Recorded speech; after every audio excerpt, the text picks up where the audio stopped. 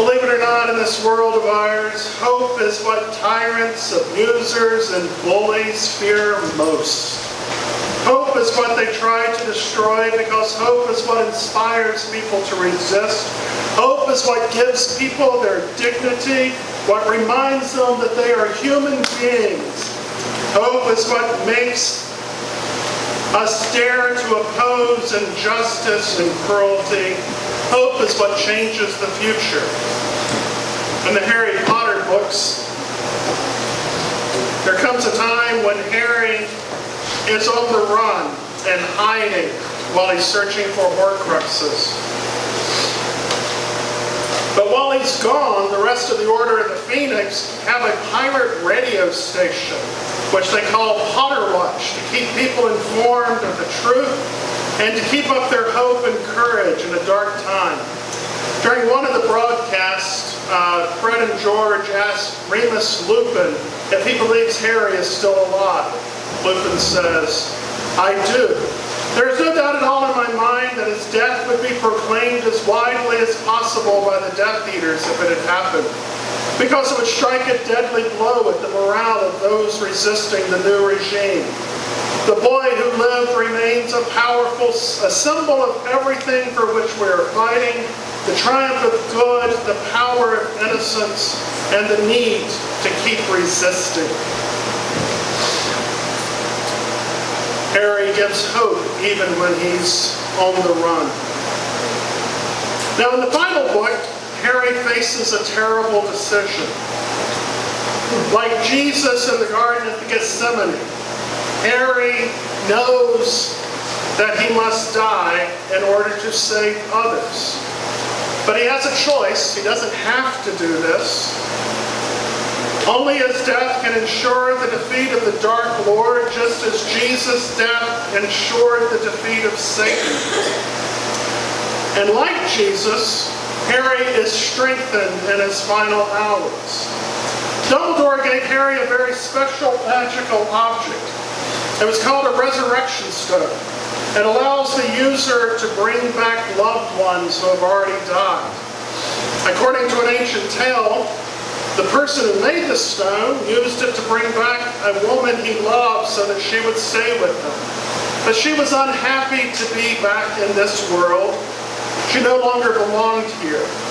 He had taken her from paradise because he was selfish and did not wish to grieve for her.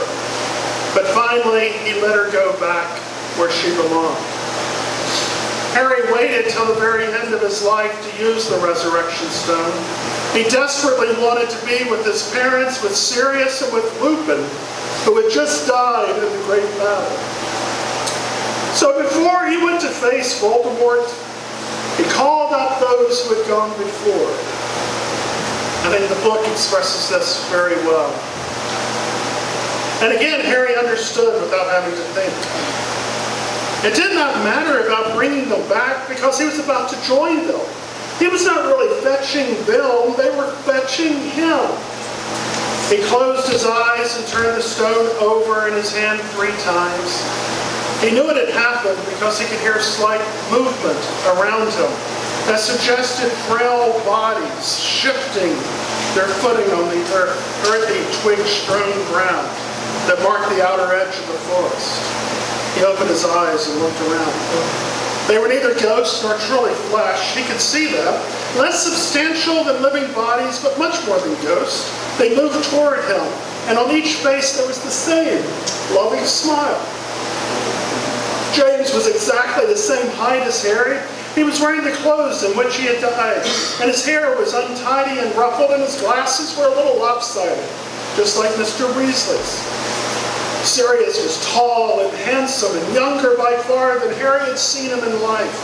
He looked with an easy grace, his hands in his pockets, and a grin on his face. Lupin was younger too, and much less shabby, and his hair was thicker and darker. He looked happy to be back in this familiar place, scene of so many adolescent wanderings. Lily's smile was widest of all. She pushed her long hair back as she drew close to him, and her green eyes, so like his, searched his face hungrily, as though she would never be able to look at him enough. You've been so brave. He could not speak.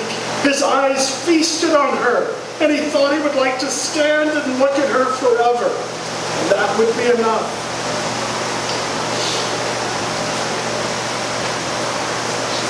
You are nearly there, said James. Very close. We are so proud of you. Does it hurt? The childish question had fallen from Harry's lips before he could think to stop it. Dying? Not at all, said Sirius. Quicker and faster than falling asleep. And he will want it to be quick. He wants it over, said Lupin. I didn't want you to die, said Harry. These words came without his volition. Any of you, I'm sorry. He addressed Lupin more than any of them, beseeching him, right after you've had your son. Remus, I'm sorry. I'm sorry too, said Lupin. Sorry I'll never know him. But he will know why I died, and I hope he will understand. I was trying to make a world in which he could live a happier life. Will you stay with me? Until the very end, said James. They won't be able to see you, asked Harry. We are part of you, said Sirius, invisible to anyone else. Harry looked at his mother. Stay close to me, he said quietly. And he set off. The Dementor's chill did not overcome him. He passed through it with companions. Do you want to see the clip of this? Okay. It's a little different in the movie, but also good.